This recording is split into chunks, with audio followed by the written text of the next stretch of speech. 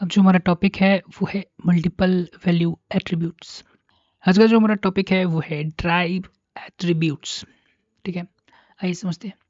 बोला कि a drive attribute, एक ड्राइव एट्रीब्यूट वैसा एट्रीब्यूट होता है हुज जिसका वैल्यू जो है कैलकुलेट किया जाता है या ऑप्टेंट किया जाता है किसी और एट्रीब्यूट से। ठीक है, rather than being stored directly।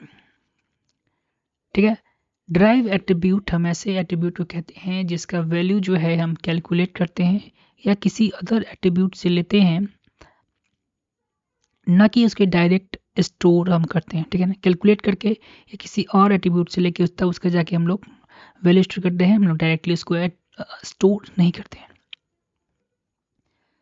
Drive attribute हम ऐसे एट्रीब्यूट को कहते हैं जिसका वैल्यू जो है हम लोग क्या करते हैं, कैलकुलेट करते हैं या ऑब्टेन करते हैं किसी और अदर एट्रीब्यूट से, rather than being sort directly उसको स्टोर करने के बजाय। ठीक है, एग्जाम्पल के तौर पर देखिए, एज,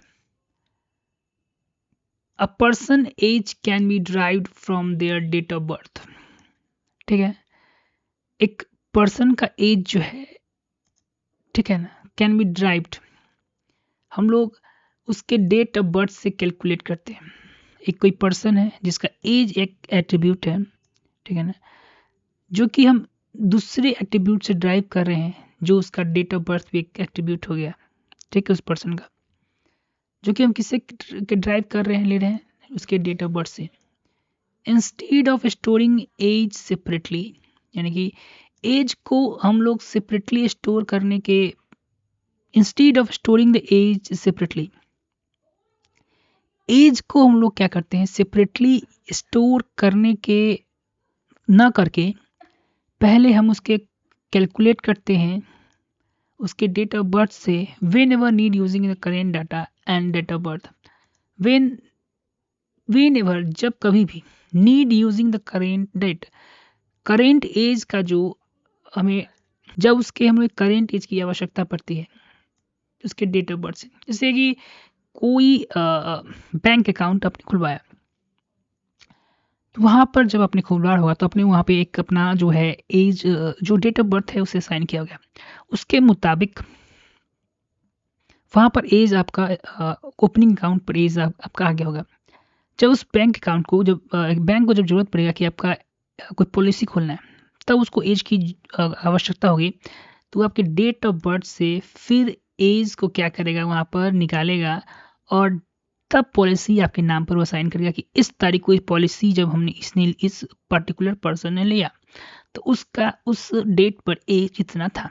तो ये एज जो एट्रीब्यूट है हमने कहाँ से ड्राइव किया है, हमने उस डेट ऑफ बर्थ से ड्राइव किया है। हमने डायरेक्ट एज स्टोर नहीं किया, पहले ड्राइव किया, फिर जाकर उस एज को हमने स्टोर किया है। जैसे टोटल सैलरी, किसी भी पर्सन का टोटल सैलरी हम निकालते हैं तो उसको पेरोल सिस्टम कहते हैं। तो उस सिस्टम में क्या होता है कि पहले टोटल सैलरी निकालने से पहले हम लोग क्या करते हैं, टोटल सैलरी किसी पर्सन का किसी मंथ का हम स्टोर करने में, डाटाबेस में स्टोर करने से पहले क्या करेंगे, उसका बेस सैलरी निकालेंगे, बोनस को जो हमारा स्टोर है, तब जाकर टोटल सैलरी हमारा निकलेगा, तो कैलकुलेट करेंगे। ठीक, अगर कम शब्दों में समझा जाए तो ड्राइव एट्रीब्यूट जो है उसे हम क्या कर सकते हैं, तो something you can calculate from other data. Drive attribute वैसे एट्रीब्यूट को कहते हैं जिसका डाटा जो है हम लोग क्या करते हैं, कैलकुलेट करके फिर स्टोर करते हैं किसी और एट्रीब्यूट की मदद से।